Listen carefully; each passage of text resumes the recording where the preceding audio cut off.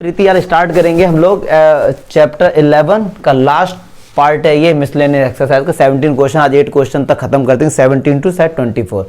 चलिए देखते हैं क्या कह रहा है ये कि find the equation of the plane. यार एक ऐसे प्लेन की इक्वेशन फाइंड करनी है जो इन दो प्लेन के इंटरसेक्शन की जो लाइन है ना उससे होता हुआ जा रहा है और एक तीसरे प्लेन के क्या है परपेंडिकुलर। बच्चों वाला क्वेश्चन है, कई बार ऐसे क्वेश्चन हम लोगों ने किए थे। ठीक है, अब चलिए देखते हैं क्या कहना चाह रहा है कि अब सुनो ध्यान से, इधर देखो जरा। एक प्लेन ये रहा, अगर इसके डायग्राम की बात करें, एक प्लेन ये रहा और एक प्लेन हमारे पास ये रहा। बात नहीं करो यार, ये लाइन क्या है? इन दोनों प्लेन की इंटरसेक्टिंग लाइन है। तो यहां से वाला प्लेन जा रहा है जिसकी इक्वेशन हमको फाइंड करनी। ये रहा, मुझे इस प्लेन की इक्वेशन फाइंड करनी। ये इन दोनों के इंटरसेक्शन से होता हुआ जा रहा है। लेकिन एक और कंडीशन है कि इस जिस प्लेन की आपको इक्वेशन फाइंड करनी ना, ये एक और प्लेन के क्या है परपेंडिकुलर। मान लो वाला प्लेन इस तरीके से रहा, ये इसके क्या है परपेंडिकुलर है। बात समझ आई? तो अब आपसे कहते हैं मान लो ये प्लेन पाई 1 है, ये प्लेन पाई 2 है, ये प्लेन पाई 3। हमको जो इक्वेशन फाइंड करनी है वो किसकी फाइंड करनी है? प्लेन पाई 4 की। और सुनो फिर से एक बार रिकॉल करा दूं, अगर दो प्लेन आपस में परपेंडिकुलर होते हैं मींस उनके नॉर्मल वेक्टर आपस में क्या होते हैं परपेंडिकुलर होते हैं। बात खत्म। बहुत कई सारे मेथड है, मैंने इस टाइप के क्वेश्चन एग्जांपल में भी वैसे 3 तरीके से बताए थे। यहाँ बेसिक वाला कंसेप्ट आपको बता देता हूँ। क्या कह रहे हैं? उस प्लेन की इक्वेशन फाइंड करो जो दो प्लेन के इंटरसेक्शन से होता हुआ जाता है। मैं रिकॉल करा दूं, अगर एक प्लेन हमारे पास ये होता था और एक प्लेन हमारे पास ये होता था, तो उस प्लेन की इक्वेशन जो इन दोनों के इंटरसेक्शन से होता हुआ जाता था, अगर आप लोगों को याद आ रहा हो तो वही होता था n1 प्लस लैम्डा n2 और d1 plus lambda d2। Yes और नो, यही होता था। ठीक है, तो ये इक्वेशन होगी पाई 4 की। पहले हम लोग पाई 4 की इक्वेशन फाइंड करते। तो चलिए भैया अब आपको बता देते, ये जो हो गया हमारा n1 वेक्टर हो गया और ये जो हमारा हो गया क्या हो गया ये n2 वेक्टर। तो अब मैं आपसे कहता हूं इक्वेशन ऑफ पाई 4। तो चलिए r vector dot n1 vector कितना है i cap plus 2j cap plus 3k cap plus lambda n2 कितना यार 2i cap plus j cap minus का k कैप d1। हाँ चलिए वही वाला कंसेप्ट है। d1 क्या होगा? ये होता क्या है d1 d2 RHS में होते हैं। तो अगर ये -4 इधर जाएगा तो किसका हो जाएगा प्लस का 4। तो d1 कितना हो जाएगा 4 प्लस लैम्डा d2। अब सुनो, ये यार प्लस का 5 है, इस तरफ जाएगा तो किसका हो जाएगा माइनस का 5। अब इस माइनस को प्लस अगर हम बनाएंगे तो ये किसके हो जाएंगे माइनस के और ये प्लस के। तो जो यहाँ भी चेंज होगा तो ये माइनस का 2i और ये माइनस का j और प्लस का k हो जाएगा और ये कितना हो जाएगा 5। ठीक है, फिर से रिकॉल करा दूं यार, कोई जरूरी नहीं था कि हम इसको प्लस में ही चेंज करें, कोई जरूरी नहीं था क्योंकि ये तो कांस्टेंट होता था ना कि ये डिस्टेंस फ्रॉम द ओरिजिन होता। शुरू से एक ही बात बोलते हैं। तो एक कायदे में ये इक्वेशन हमारे पास निकल के आ गई प्लेन पाई 3। बट कंडीशन क्या है? लैम्डा की वैल्यू और पता लग जाए बस। तो चलो थोड़ा सा इसको पहले सॉल्व कर लेते हैं। अब देखो यहां से अगर मैं i कॉमन लूंगा तो क्या आएगा 1 - 2। थोड़ा ध्यान देना इस चीज का जरा आप लोग। प्लस अगर j तो 2 minus lambda plus k cap 3 plus lambda ना। थोड़ा देखते रहना बस, कोई मिस्टेक ना होनी चाहिए इसमें। मुझे नहीं लगता कोई मिस्टेक हम लोगों ने की है। अच्छा, ये हमारे पास प्लेन पाई 4 की इक्वेशन आ गई। ये वाला जो प्लेन है और पाई 3 है ये आपस में क्या है परपेंडिकुलर है। तो एक बात बता दे, ये प्लेन पाई 4 का फिर ये क्या हो गया n4 हो गया, कायदे में देखा जाए नॉर्मल वेक्टर हो गया। और ये पाई 3 है, अगर ये प्लस का 8 है इस तरफ आएगा तो किसका हो जाएगा माइनस का 8। माइनस के 8 को प्लस का अगर करेंगे तो ये माइनस और ये प्लस। ये हमारे पास n3 वेक्टर हो गया। यस और नो? पाई 4 मतलब प्लेन 4 और प्लेन 3 आपस में क्या है परपेंडिकुलर है। तो इनके नॉर्मल वेक्टर भी तो आपस में क्या होंगे परपेंडिकुलर होंगे। तो क्या मैं ये लिख सकता हूं कि n4 जो वेक्टर है परपेंडिकुलर होगा n3 वेक्टर के। यस और नो? और जब दो वेक्टर आपस में परपेंडिकुलर होते हैं तो हमने पढ़ा हुआ है कि a1 a2 b1 b2 c1 c2 क्या होता है 0। हमने पढ़ा नहीं, हमने प्रूफ किया है। तो चलिए इस पूरे को a1 b1 और C1, इसको A2 B2 C2, या किसी को भी इसको A2 B2 C2 ले ले तो कुछ भी कर ले, तो वो तो अपने ऊपर है। तो A1 कितना है 1 माइनस 2 लैम्डा, अच्छा A2 कितना माइनस का 5, यस और नो, प्लस B1 कितना है 2 माइनस लैम्डा, और B2 कितना है माइनस का 3, प्लस C1 कितना है 3 प्लस लैम्डा, और C2 कितना यार इंटू 6 इक्वल्स टू 0। क्या आप लोग यहाँ से लैम्डा की वैल्यू फाइंड नहीं कर पाएंगे यार? अगर नहीं कर पा रहे फिर 12th में तो बेकार हो फिर।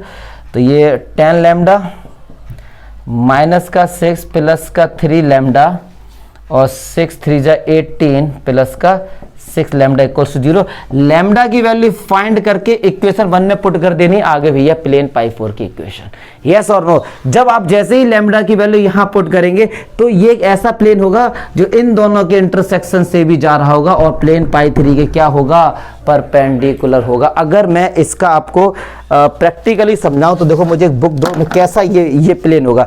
एक प्लेन ये रहा, एक प्लेन ये, उठ के आओ जरा तिवारी, बुक लेके आओ। एक प्लेन ये रहा हमारे पास, एक प्लेन ये रहा, इनका इंटरसेक्शन ये है, इनके इंटरसेक्शन से देखो ये प्लेन होता हुआ जा रहा है, चलो ये प्लेन जा रहा है। एक और बुक दे रहा हूं, अब ये इसके परपेंडिकुलर लगाओ, ये इस तरीके से डायग्राम है कायदे में देखा जाए तो। चमका नहीं आ रहा, क्लियर है ना? हाँ, तो इस तरीके का प्लेन है ये। अब तो कुछ नहीं है, केवल लैम्डा की वैल्यू निकालो और enjoy the life. Question number 18, कोई डाउट है तो बताओ। प्रीति कोई डाउट है? ठीक है, चलिए अच्छा देखते हैं।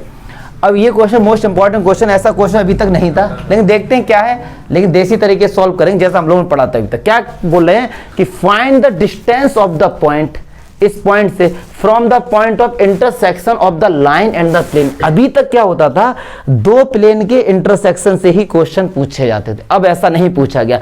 कह रहे हैं अब एक प्लेन है और एक लाइन उसको इंटरसेक्ट करती हुई जा रही है, तो उस पॉइंट से, इंटरसेक्शन पॉइंट से या फिर कहीं से भी एक ये पॉइंट का डिस्टेंस फाइंड करना है। ठीक है जी, तो चलिए अच्छा, अब आपको समझाने के लिए ये एक प्लेन है भैया हमारे पास, ये प्लेन की इक्वेशन गिवन है। ठीक है जी, ये एक लाइन जा रही है कोई इस तरीके से, मान लो ये लाइन जा रही है। ठीक है, इस लाइन ने इस प्लेन को एक जगह इंटरसेक्ट किया होगा, मान लो इस जगह इंटरसेक्ट किया भैया, और ये वाला पॉइंट कहीं गिवन है, मान लो ये रहा -1 -5 -10। तो कायदे में हमसे जो पूछा गया है इस क्वेश्चन में, वो ये पूछा गया है कि ये डिस्टेंस फाइंड कर दो, बस ए बी, मान लो ये ए बी है, ये डिस्टेंस फाइंड करने को बोला गया। फिर से अब तो प्रैक्टिकली थोड़ा समझाऊं आपको यार। ये एक प्लेन है, ठीक है, सपोज ये लाइन इस तरीके से आई, इसको इंटरसेक्ट, अब ये जो इंटरसेक्शन पॉइंट है ना, और यहां कहीं मान लो पॉइंट है, तो उस पॉइंट का डिस्टेंस फाइंड करना है यहां से। क्लियर है? इस क्वेश्चन में वैसे तो कुछ नहीं है, एक लॉजिक जो मैं आपको बताऊंगा, देखो वो ही बस समझना है, और वो आपको तभी आएगा।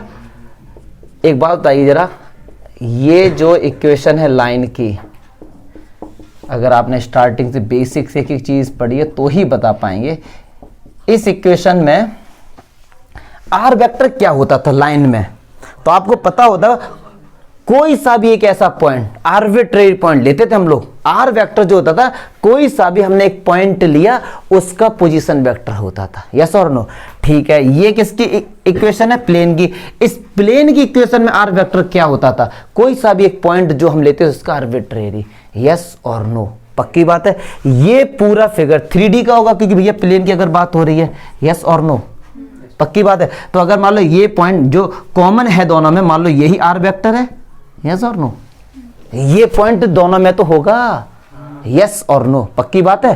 तो ऐसा करते हैं, एक काम करते हैं, आर वेक्टर की वैल्यू ये है, ये पूरी वैल्यू किसकी है? R vector. क्या हम इस वाली इक्वेशन में पुट नहीं कर सकते? बिल्कुल कर सकते हैं यार। क्यों? ये कॉमन पॉइंट मैंने लेट किया है, जो आर, सुनो अब यही है कि आपको आना चाहिए, अगर आपने एक एक प्रूफ किए हैं तो आर वेक्टर क्या होता था, अगर आपको याद दिलाऊं मैं, तो अगर जल्दी से याद दिला देता हूं जिन बच्चों को नहीं आता था। एक लाइन की इक्वेशन का प्रूफ कैसे हुआ था कि अगर कोई भी एक पॉइंट होता था, उससे लाइन होती हुई जा रही थी, उसको बोलते थे हम लोग ए वेक्टर, और कोई भी एक वेक्टर था जो इसके क्या था? पैरेलल था। अब इस लाइन पर एक हम पॉइंट लेते थे अपनी तरफ से, P, जिसको हम लोग कहते थे एक्स वाई जेड, उसका पोजीशन वेक्टर क्या होता था? R vector. फिर इसमें ट्रायंगल लॉ लगा के प्रूफ किया था, यस और नो? ऐसे ही प्लेन में हम लोगों ने प्रूफ किया था, कोई भी आर्बिट्रेरी पॉइंट लेके उसको आर वेक्टर बोलते थे। तो वो जो अब पॉइंट होगा वो दोनों के कॉमन पर ही तो होगा, क्योंकि आर वेक्टर इसमें भी आ रहा है और इसमें भी आ रहा है, लाइन में भी आ रहा है उसमें भी आ रहा है, ठीक है। तो बस ये आना चाहिए था। तो क्या करेंगे, आर वेक्टर इसमें भी है तो ये पूरी वैल्यू हम यहां पे पुट कर सकते हैं। मुझे नहीं लगता इसमें अब कोई डाउट होगा, बोल दो जरा, मुझे नहीं लगता इसमें कोई भी डाउट होगा। तो ये जो आर वेक्टर की वैल्यू है मैं यहां पे पुट कर देता हूं।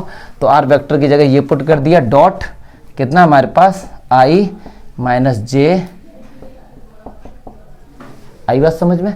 इस आर वेक्टर की जगह ये सारी वैल्यू मैंने फाइंड कर। अच्छा एक चीज और बता दें, हमारा एम क्या है, ए पॉइंट की कोऑर्डिनेट पता है, कैसे भी जुगाड़बाजी करके बी के पॉइंट पता कर लो, तो क्या डिस्टेंस फॉर्मूले से ए बी नहीं फाइंड कर लेंगे, यही हमको फाइंड करना था। इसीलिए हम आर वेक्टर के पीछे पड़े हैं कि अगर ये पॉइंट पता लग जाए तो कि आर वेक्टर इसी से तो बनेगा। तो बस अब कुछ नहीं करना, चलो थोड़ा सा सॉल्व करते हैं इसको। देखिए 2i प्लस, अगर मैं i कॉमन लेता हूं अंदर कितना बचेगा, 2 प्लस 3 लैम्डा, यस और नो। यहां से j लेता हूं तो इधर कितना बचेगा, 1 plus 4 lambda, plus k cap लेता हूं तो 2 प्लस 2 लैम्डा।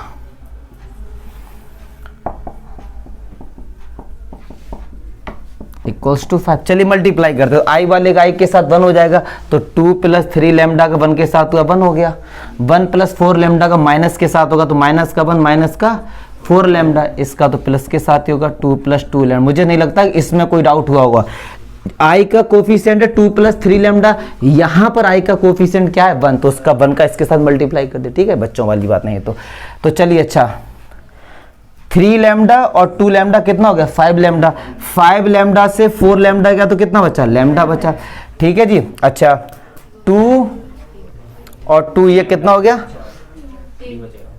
2 कितना हो गया, ये 4 माइनस 1 कितना हो गया 3 इक्वल्स टू 5। तो लैम्डा कितना निकल गया हमारे पास, चमका लैम्डा हमारे पास कितना निकल, सब कुछ ठीक कर रहे हैं हम लोग। एक बार क्वेश्चन चेक करो, सब कुछ ठीक है जल्दी से। 2 हाँ रुक जाओ। यहाँ पे क्या है देखना, माइनस है प्लस से, जल्दी देखो जल्दी। मैंने क्या लगा दिया प्लस, शायद मुझे लग ही रहा था। यहाँ पे क्या आएगा फिर, नहीं यहाँ पे नहीं आएगा, यहाँ पे आएगा माइनस, ठीक है। फिर ये क्या हो जाएगा प्लस, आई बताऊंगा कैसे पता लगा, प्लस का 5, देखना जरा लैम्डा कितना आ गया 0। देखो जल्दी क्वेश्चन ठीक है, क्योंकि मैंने जब यहाँ नजर मारी यहाँ माइनस था यहाँ प्लस देखा। तुम लोग तो बताते नहीं, तुम लोग तो केवल मूवी देखने आते हो, ऐसे लगता है, बताया करो यार। तो लैम्डा कितना आ गया हमारा 0, पक्की बात है। अच्छा लैम्डा की वैल्यू क्या मैं यहाँ पुट कर सकता हूँ, तो ये पूरा कितना निकल के आ गया 0 हो गया। तो आर वेक्टर कितना हो गया 2i कैप माइनस जे कैप प्लस 2k कैप। अगर कोई सा भी वेक्टर हमको पता है तो क्या हम उसके कोऑर्डिनेट डायरेक्शन रेशियो नहीं बता सकते हैं, तो ये कितना हो गया होगा 2 माइनस 1 और 2, यस और नो। अगर कोई भी वेक्टर यार हमको पता है, और वेक्टर कोई भी पोजीशन वेक्टर, नॉट वेक्टर, क्योंकि आर वेक्टर क्या होता था पोजीशन वेक्टर। जब भी हमको कोई भी पोजीशन वेक्टर पता है तो पक्की बात है वो किसी ना किसी पॉइंट से ही होगा। तो पॉइंट क्या होंगे 2 माइनस 1 और 2। अब या तो लगा दो डिस्टेंस फॉर्मूला, लेकिन डिस्टेंस फॉर्मूला कंसेप्ट हो जाएगा 11th का, लगा सकते हैं, या फिर ऐसा करो ए बी वेक्टर निकाल दो, उसका मॉडुलस निकाल देना, दोनों से आंसर एक ही है, कुछ भी कर लो, कुछ भी कर लो। चलो मैं ए बी वेक्टर निकाल देता हूं। चलो अब 2 से ये गया तो भैया कितना हो गया 3 आई कैप, माइनस 1 से प्लस का 4 जे कैप, 2 से प्लस का 12 के कैप। अब इसका निकाल दो मॉडुलस, मॉडुलस बोलते डिस्टेंस ही निकल के आता है। तो 3 3 9 4 चौक 16 144 13 आ गया ना, हाँ 13 यूनिट। देखो आंसर यही आ रहा होगा, या फिर डिस्टेंस फॉर्मूला आप लगा दो। देखो कंसेप्ट सुनो इस क्वेश्चन का, मुझे एक चीज लग रही बच्चे लोग बस वैसे कहने को तो बहुत ही सिंपल है कि यार यहां से आर वेक्टर की वैल्यू उठाओ, यहां पे भैया पुट कर दो आंसर आ गया, लेकिन वो लॉजिक आना चाहिए कि सर ऐसा क्यों हो रहा है। ये तभी कर सकते थे क्योंकि ये जो एक पॉइंट है ये दोनों में कॉमन है ना, तो हमने इसी को ही ले लिया कि ये जो पॉइंट है इससे इसका पोजिशन वेक्टर आर वेक्टर है, क्योंकि यही दोनों, क्योंकि इन दोनों में कॉमन क्या आर वेक्टर ही कॉमन है, यस और नो। इसलिए कोई डाउट है दिमाग में, कुछ भी खुरापात आ रही तो बताओगे हाँ सर, ये पक्की बात है प्रीति, डन, यस यादव कोई डाउट, पक्की बात, लॉक कर दिया जाए, गुड। इंपॉर्टेंट क्वेश्चन है, इसको 2 तरीके से बताऊं, 2 या 3 तरीके जो आपको अच्छा लगे कर लेना। पहले बताऊंगा इसका सबसे सिंपल वाला, जैसे मैंने कहा ना 2 से 3 तरीके से बताऊंगा, तो यार हमें तो एक से ही करना है, नंबर के लिए नहीं बेटा, नंबर के लिए नहीं। अच्छा एक जो सबसे पहले बताता हूं मैं सबसे सिंपल वाला, फिर आप किसकी श्रद्धा है आप आगे वाले देखो या फिर मत देखो। सबसे सिंपल वाले में देखो एक चीज पता है मैथ्स में क्या होता है, तो मैथ्स में क्या होता है, अगर लॉजिक जितना बड़ा होगा सॉल्यूशन उतना छोटा होगा, और लॉजिक जितना छोटा होगा सॉल्यूशन उतना ज्यादा बड़ा होगा, ये इनवर्सली प्रोपोर्शनल होते हैं। तो इस वाले में थोड़ा सा लॉजिक बता रहा है आपको, बोल गया रहा क्वेश्चन में, तो इसका सॉल्यूशन बहुत छोटा हो जाएगा, जबकि 6 मार्क्स का क्वेश्चन है ये।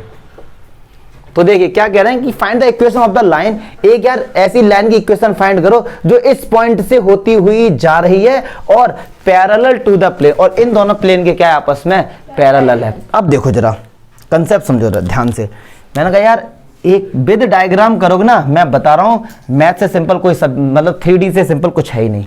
एक प्लेन ये रहा, ठीक है डियर, और एक प्लेन ये रहा, मान लो आपको समझाने के लिए ये 2 प्लेन है, किस तरीके से लगे हुए हैं ये भी आपको बता दें, इस तरीके से मान लो लगे हुए, एक प्लेन ये रहा, एक प्लेन है, इस तरीके से ये प्लेन लगे हुए हैं, ठीक है। अच्छा जी, और एक लाइन अगर ऐसी जा रही होगी ये, तो क्या ये दोनों के पैरेलल है? बुक दो जरा, बुक दो जल्दी से, बुक दो। एक प्लेन ये रहा, एक, इन प्लेन का आपस में नहीं बताया क्या है ये, हमको इनसे मतलब भी नहीं है क्या है ये, ठीक है। ये 2 प्लेन हैं और ये प्लेन सीधे होंगे एकदम, ये लाइन है क्या दोनों से पैरेलल नहीं है? देखो इससे भी और इससे भी कि इस तरीके से पैरेलल है, इमेज बनी दिमाग में। फिर से देखो एक प्लेन ये रहा, एक प्लेन ये रहा, ये सबसे सिंपल है क्योंकि दिमाग में आएगा कि सर आपने दोनों को इंटरसेक्ट किया क्यों, यहां तो जबकि बोला नहीं है, तो मैंने क्या लॉजिक बढ़ा रहा हूं, वरना एक प्लेन ये भी हो सकता था, एक प्लेन यहां पर लिया, एक प्लेन यहां पर लिया, लाइन यहां पे ले ली, देखो अभी भी दोनों के क्या है पैरेलल है। इनफाइनाइट नंबर ऑफ कंडीशन हो सकती है, ये जो मैंने ली सबसे सिंपल कंडीशन ली है, ठीक है। एक प्लेन ये रहा, एक प्लेन ये रहा, लाइन दोनों क्या है कॉमन है, ठीक है डियर। अच्छा जी, तो ये लाइन होती हो, अब देखो 3D वाला फिगर लाइन ऐसे से जा रही होगी, ठीक है, तो मैं आपको बता रहा हूं लाइन ये जा रही है, क्लियर है। अच्छा ये लाइन एक पॉइंट से होती हुई जा रही है, और हमने पढ़ा है कोई भी लाइन किसी पॉइंट से होती हुई जाती है तो उसकी इक्वेशन होती थी a vector plus lambda b vector. ये जो पॉइंट होता था इसका पोजीशन वेक्टर क्या होता था? a वेक्टर होता था। तो अब उस लाइन की इक्वेशन क्या होगी? r vector equals to i cap plus 2j cap plus 3k cap lambda b vector. और b वेक्टर क्या होता था इस लाइन के? क्या हम इस क्वेश्चन में कैसे भी जुगाड़ करके b वेक्टर फाइंड करते तो आंसर नहीं आ गया? यस और नो? अब सुन लो ध्यान से, अब सुन लो ध्यान से, अगली लाइन में आंसर आएगा। क्या? ये प्लेन 1 का नॉर्मल वेक्टर है n1 वेक्टर, ये प्लेन 2 का वेक्टर है नॉर्मल n2 वेक्टर। अब सुनो ये वेक्टर कैसे होंगे, सुनो ये वेक्टर कैसे होंगे, ये वेक्टर इस पे परपेंडिकुलर होता है, सही बात है ना, और ये वाला इस पे परपेंडिकुलर होगा। बात को ध्यान से समझ रहे हैं ना यार? अगर मैं आपसे ये कह दूं कि n1 क्रॉस n2 वेक्टर निकाल दो, और हमको पता है जब 2 वेक्टर का क्रॉस मल्टीप्लिकेशन होता है तो कैसा वेक्टर निकल के आता है? तीसरा वेक्टर जो इन दोनों के क्या होता है? परपेंडिकुलर। यस और नो? उठ के आ जाओ, बुक लेगा भी तुमको प्रैक्टिकली समझ। उठ के जरा तिवारी इधर आओ, अब ध्यान से प्लीज बात नहीं करो यार, इधर आओ, है बुक मेरे पास, इसको ऐसे पकड़ो और ध्यान से देखो जरा, जल्दी जल्दी से। एक प्लेन ये रहा, अब सुना ध्यान से, एक प्लेन ये रहा, ठीक है, पकड़ो। ये इस वाले प्लेन का नॉर्मल वेक्टर है, ये इस वाले प्लेन का नॉर्मल वेक्टर है, यस और नो? अब जो तीसरा वेक्टर आएगा क्या वो ऐसा नहीं होगा जो इन दोनों के क्या होगा? फिर से देखो, ये इसका नॉर्मल वेक्टर है, ये इसका नॉर्मल वेक्टर, तीसरा वेक्टर जो आएगा क्या वो ऐसा नहीं होगा? और यही तो लाइन है, क्या ये लाइन के पैरेलल नहीं होगा? क्या ये परपेंडिकुलर?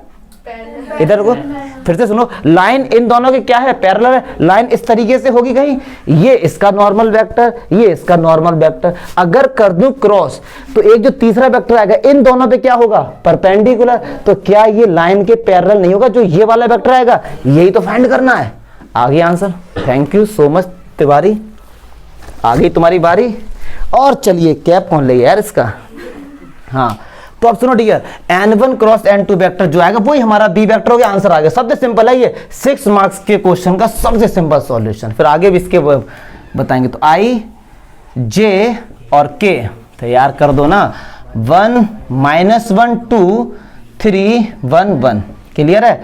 तो i कैप इसका ऐसे मल्टीप्लाई करेंगे, माइनस का 1 और माइनस का 2 माइनस का j, तो 1 माइनस का 6 प्लस का k कैप दिस, तो 1 प्लस का 3, तो ये माइनस का 3i कैप और ये कितना हो गया प्लस का 5j कैप प्लस का 4k कैप। बी वेक्टर हटाओ और इसकी जगह पे ये रख दो।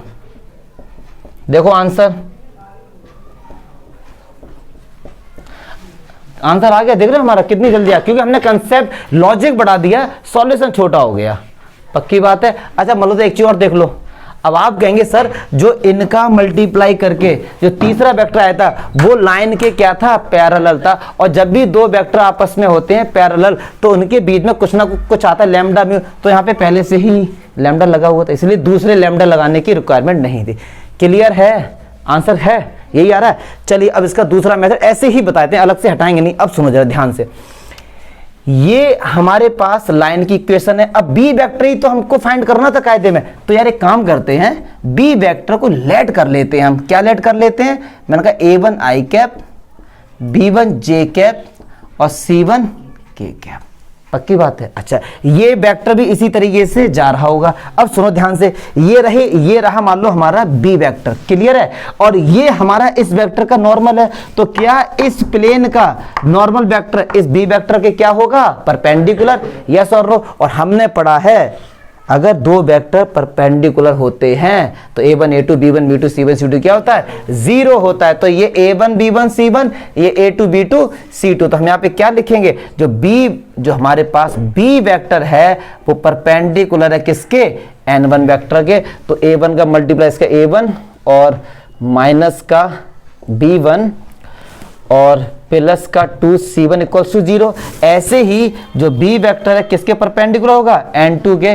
तो इसका 3a1 प्लस का b1 और प्लस का c1 इक्वल्स टू 0। हम लोग ने ऐसे क्वेश्चन कितनी बार सॉल्व किए हैं? क्रॉस मल्टीप्लिकेशन से a1 b1 c1 की वैल्यू निकाल देंगे और वही आएगी। जल्दी से मैं निकाल के आपको दिखाता हूं कैसे हम लोग करते थे। इसको एक के नीचे लिखो जरा।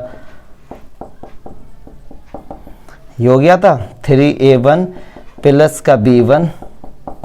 चलिए अब मैंने कहा a1, तो a1 तो क्या इसको हाइड करते थे, इसके कोफिशिएंट का मल्टीप्लाई इसके साथ -1 और माइनस इसका इसके साथ। तो देखो -3 आ गया, a1 -3 आ गया। चमक रहा ना? ये दूसरा मेथड हो गया। फिर ऐसे इधर जो भी लेते उसके साथ माइनस लेते थे, मैंने बताया था। तो हमने ले लिया b1, तो इसको 1 का इसके साथ 1 माइनस इसका इसके साथ 3 2 जा 6। तो देखो ये कितना हुआ? माइनस का 5 और ये कैंसिल हो गया, प्लस का 5 आ गया। यस और नो? बस कई सारे मेथड, मैथ का एंजॉय करो ना। इससे इसको हाइड किया, इसका मल्टीप्लाई इसके साथ 1 माइनस और प्लस का कितना हो गया? 3 4 आ गया। एक तरीका ये भी है। यस और नो? तीसरा तरीका क्या है कि यार यहां से इसमें अगर मैं इस दोनों इक्वेशन को ऐड कर दूं, सुनो ध्यान से, तो क्या b1 से b1 कैंसिल नहीं हो जाएगा? फिर ये कितना होगा? 4a1 प्लस का 3c1 इक्वल्स टू 0। यहां से a1 की वैल्यू निकाल लो, माइनस का 3c1 अपॉन 4। a1 की वैल्यू यहां पुट करके निकाल लो b1। तो a1 b1 c1 की वैल्यू यहां पुट कर दो तो भी b वेक्टर आ जाएगा। कई सारे तरीके यार। चौथा तरीका, अब बेटा मजे ले रहे हो तुम। चौथा तरीका, 3 तो झेलो पहले। चलो सेम क्वेश्चन है सी की तरह, जैसा अभी 90। इसको भी 2-3 तरीके से बता सकता हूं, लेकिन देखते हैं हम लोग कैसे। सिंपल वाला तरीका कह रहे हैं, find the vector equation of the line. Important question क्यों है? ये दो लाइन की जो इक्वेशंस गिवन है ये कार्टेशियन फॉर्म में है और पूछा गया जो तीसरी लाइन की इक्वेशन वो वेक्टर फॉर्म में। तो कोई टेंशन वाली बात नहीं, हम लोगों ने कन्वर्ट करना सीखा यार। तो कह रहे हैं find the vector equation of the line passing through the point लिखे ही नहीं मैंने, क्या बात है। 1 2 -4 1 2 -4 एक लाइन है जो इन पॉइंट से इस पॉइंट से होती हुई जा रही है और ये दो लाइन की इक्वेशन है। इन दोनों के क्या है? परपेंडिकुलर। तो एक बात सुन लो यार, ये मान लो लाइन L1 है, ये वाली मान ली, ठीक है। ये लाइन L2 है, मान लो इस तरीके से L2 है। अब हमको एक तीसरी लाइन की इक्वेशन फाइंड करनी है, वो क्या है? वो इन दोनों पे क्या है? परपेंडिकुलर। तो मैंने बताया था, पक्की बात है कि वो लाइन इस तरीके से होगी। इन दोनों पे क्या है? परपेंडिकुलर है। मान लो वो लाइन ये रही। अब दिखा तो सकते नहीं इस तरीके, ऐसा तो है नहीं कि भैया ड्रिल मशीन करके ये परमानेंट कर दे। समझो ना बात को। तो ये इस पॉइंट से होती हुई जा रही है, तो भैया इस लाइन की इक्वेशन फाइंड करनी L3 की। और हमने पढ़ा है कि अगर कोई भी लाइन किसी पॉइंट से होती हुई जाती है तो भैया उसकी इक्वेशन होती है A vector plus lambda B vector. आप होशियार बच्चे हैं तो A वेक्टर डायरेक्ट लिखूंगा I cap plus 2J cap minus का 4K कैप। अब लौट फिर के वहीं पर आ गए B वेक्टर फाइंड करना। अब सुनो ध्यान से रहा, अब सुनो, जब भी कोई लाइन होती है तो पक्की बात है उसके साथ उसका एक वेक्टर होता है जो उससे क्या होता है, पैरेलल। ऐसे इसका भी होगा B2। एक बात सुनो, अगर मैं आपसे कहूं कि B1 क्रॉस B2 फाइंड कर दूं तो तीसरा वेक्टर कैसा मिलेगा जो इन दोनों पे क्या होगा, इन दोनों वेक्टर क्या होगा, परपेंडिकुलर। तो वही तो फाइंड करना कायदे में देखा जाए, क्योंकि इस लाइन का जो B3 वेक्टर होगा वो भी तो इन दोनों पे क्या होगा, परपेंडिकुलर होगा। तो क्या B1 क्रॉस B2 नहीं निकाल सकते? अब मैं आपको बता दूं कार्टेशियन फॉर्म है तो B1 वेक्टर क्या होगा, ऊपर वाले से तो यार हमें कोई मतलब ही नहीं, क्यों, जबकि ऊपर वाली कोई स्टैंडर्ड फॉर्म में नहीं है ये। लेकिन अगर स्टैंडर्ड फॉर्म में कन्वर्ट करे भी माइनस लगा के कोई फर्क नहीं पड़ता, हमको तो इनसे मतलब है। तो B1 वेक्टर हो जाएगा 3i कैप माइनस का 16J cap plus 7K cap, और जो B2 वेक्टर है वो हो जाएगा 3i cap plus 8J cap plus का 5K कैप। क्रॉस मल्टीप्लाई कर देना, जो भी आंसर आएगा वही हमारा B वेक्टर हो जाएगा। यस और नो, पक्की बात है। या फिर तीसरा तरीका क्या, दूसरा तरीका क्या कि भैया इसका इसके साथ डॉट प्रोडक्ट 0 के बराबर करो, इसका इसके, क्या वही तरीके है सब। क्या थोड़ा फास्ट कर दिया, सिंपल था इसलिए। चलो नेक्स्ट करेंगे, मोस्ट इंपॉर्टेंट क्वेश्चन, बस देखते हैं। Prove that if the plane has intercept ABC, ठीक है भैया। और एक या हमने पढ़ा है ABC इंटरसेप्शन वाला प्लेन इस तरीके से, मान लीजिए ये ऐसे होता था और एक प्लेन इसको इंटरसेप्ट कर रहा है। ABC का मतलब एक्स एक्सिस पर ओरिजिन से डिस्टेंस A है और y पर B है, इस पर C, ठीक है। तो ये इंटरसेप्शन है, मतलब ये डिस्टेंस A है ओरिजिन से, ये B हम लोग प्रूफ भी किया इसका, और ये C है। तो ऐसे प्लेन की इक्वेशन क्या होती थी भैया, x upon A y upon B z upon C equals to 1, ये होती थी। और कह रहे हैं कि जो P यूनिट है वो डिस्टेंस फ्रॉम द ओरिजिन है। कहां से, डिस्टेंस फ्रॉम द ओरिजिन। तो ओरिजिन से डिस्टेंस कितना, ये P, ठीक है। तो कह रहे हैं ये प्रूफ करो, इतना झमेला हम कुछ नहीं करेंगे, हमको पता भी नहीं कैसे होगा, क्योंकि हमें एक चीज पता है, जो क्वेश्चन में बोला गया है कि डिस्टेंस फ्रॉम द ओरिजिन है, देखते हैं ये प्लेन की इक्वेशन है, कार्टेशियन फॉर्म है, पक्की बात है। तो हम इसको वेक्टर फॉर्म में अगर मैं आपको कन्वर्ट करके समझाऊं, क्यों मैं कर रहा हूं कन्वर्ट वेक्टर फॉर्म में, एक और नई चीज आप सीखेंगे, क्योंकि हमको पता है कि जो ये फॉर्म होती थी ax plus by plus cz equals to d, यही तो होती थी। तो इसकी वेक्टर फॉर्म क्या होती थी, r dot n vector equals to d। जो n वेक्टर होता था वो क्या होता था, ABC तो होते थे, यहां पर क्या होगा फिर 1 अपॉन a, b क्या होगा 1 अपॉन b, ये क्या होगा 1 अपॉन c, क्योंकि x का जो कोफिशिएंट होता था वही तो a होता था। यहां पे x का कोफिशिएंट क्या होगा 1 अपॉन a। तो r vector dot n vector क्या होगा, सुनो 1 upon a i cap, 1 upon b j cap, 1 upon C K cap equals to 1। तो क्या ये यूनिट वेक्टर है, नहीं है। क्यों नहीं है, क्योंकि इसका मॉडुलस 1 नहीं आ रहा है। तो फिर ये डिस्टेंस फ्रॉम द ओरिजिन भी नहीं होगा, पक्की बात है ना, कांस्टेंट होगा। लेकिन यहां बात हो रही है डिस्टेंस फ्रॉम द ओरिजिन। तो जब हम कभी भी डिस्टेंस फ्रॉम द ओरिजिन निकाल देते तो जो वेक्टर होता था उसके मॉडुलस से डिवाइड कर देते थे, और डिवाइड करके अब ये क्या हो जाता था, डिस्टेंस फ्रॉम द। बात समझ आ रही है, देसी तरीके सॉल्व कर जैसा हम लोग पढ़ते हैं अभी तक, कोई भी नया कंसेप्ट नहीं लगा रहे। तो चलिए भैया, अच्छा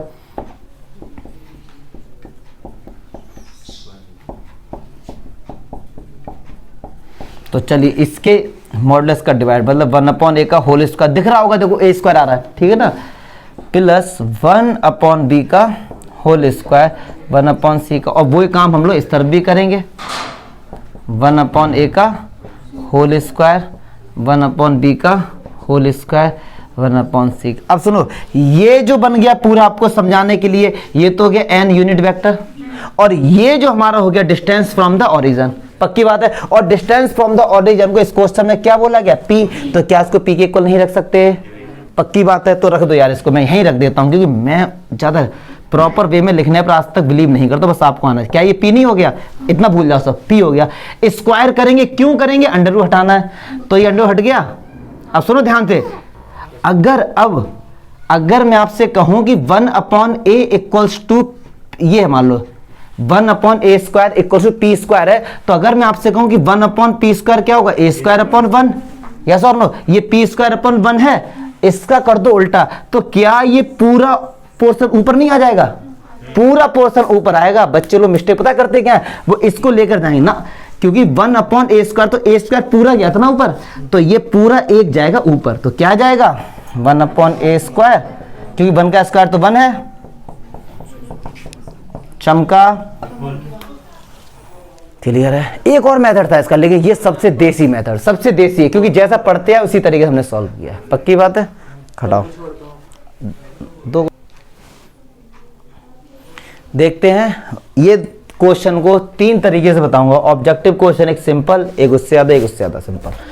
तो कह रहे हैं डिस्टेंस बिटवीन द 2 प्लेन्स, अब बस इतना ही क्वेश्चन है कि अभी तक हमने ऐसा कोई क्वेश्चन पढ़ा ही नहीं है कि जो प्लेन के बीच के डिस्टेंस फाइंड करने को बोला हो। तो अब सुनो जरा, 3D प्लेन में केवल 2 ही कंडीशन हो सकती हैं, या तो प्लेन आपस में इंटरसेक्ट करेंगे या प्लेन आपस में पैरेलल होंगे, बस यही तो हो सकती है। अगर भैया इंटरसेक्ट करेंगे तो डिस्टेंस 0 है, आ रही ना बात समझ में। अच्छा एक चीज और सुनो, अब मतलब ये प्लेन, और आपको देखकर भी लग रहा होगा, पता है क्या चीज, देखो जरा, इस पूरे से 2 कॉमन आ रहा है, देखो जरा, तो कितना बचा 2x + 3y प्लस, और इससे ही काट दिया मैंने, कितना हो गया 6। तो देखो 2x + 3y + 4z, 2x plus, मतलब प्लेन आपस में क्या है, पैरेलल है, क्योंकि अगर पैरेलल नहीं होते तो इंटरसेक्ट करते तो डिस्टेंस 0 ही हो जाता। चलिए अच्छा, अब ये ओरिजिन है, तो एक बात सुनो ध्यान से जरा, ये ओरिजिन है हमारा 0,0। अगर आप कोई भी 2 प्लेन लेंगे, सपोज या तो वो ओरिजिन के इस तरफ होंगे दोनों, या फिर एक ओरिजिन के इस तरफ होगा या इस तरफ होगा, 2 ही कॉम्बिनेशन बन सकते और तीसरा कॉम्बिनेशन बना ही नहीं सकते। आपने सपोज एक प्लेन ये लिया दिखाने को π1 और एक प्लेन ये लिया π2, यस और नो। अब हमको इनके बीच का डिस्टेंस फाइंड करना, कायदे हमको ये फाइंड करना है, लेकिन हम करेंगे क्या, हम किसी भी प्लेन का ओरिजिन से डिस्टेंस फाइंड कर सकते हैं। मान लो ये डिस्टेंस d1 है और इस वाले प्लेन का फाइंड कर लिए, मान लो ये डिस्टेंस d2 है, तो हम क्या करेंगे, d1 में से d2 माइनस कर देंगे, आ गया इन दोनों प्लेन का। या एक कॉम्बिनेशन ये हो सकता है कि एक ओरिजिन के इस तरफ हो और एक ओरिजिन के इस तरफ हो, ऐसा भी तो हो सकता है भैया, पॉसिबिलिटीज है, 2 ही हो सकती हैं, या दोनों प्लेन ओरिजिन के इस तरफ होंगे या एक इस तरफ या एक इस तरफ होगा। तो हम लोग ओरिजिन से डिस्टेंस ये फाइंड कर लेंगे, मान लो ये d1 और ये फाइंड कर लेंगे ये d2, तो इन दोनों प्लेन के बीच का डिस्टेंस कितना हो गया, d1 + d2, यस और नो। चलिए अब बच्चों वाला मेथड सबसे सिंपल वाला, क्यों ऑब्जेक्टिव है, आप देखते ही लगा देंगे। तो जब भी 2 प्लेन के बीच का डिस्टेंस पूछा गया हो तो भैया लगा दो formula, d1 - d2 upon root में a² + b² + c², आंसर आ गया तुम्हारा धड़ाक से। देखो कैसे, d1 ले लो 4 और वो कितना 6, रूट में a b c तो सेम ही होंगे, देखो तो 2 का स्क्वायर 4, 3 का स्क्वायर 9, 4 का स्क्वायर 16, तो ये आ गया 2 अपॉन रूट में 20 को आंसर आ रहा है, ये ऑप्शन में है, ये है। तो ये अगर नंबर वाली बात करें तो भैया हमारा खेल यहीं पे खत्म हो गया, अगर हम लोग नंबर वाली बात करते। ठीक है, दूसरा मेथड मैंने क्या बोला, इस प्लेन का हमारे पास ये रहा प्लेन 2x + 3y + 4z = 4, ये कार्टेशियन फॉर्म है।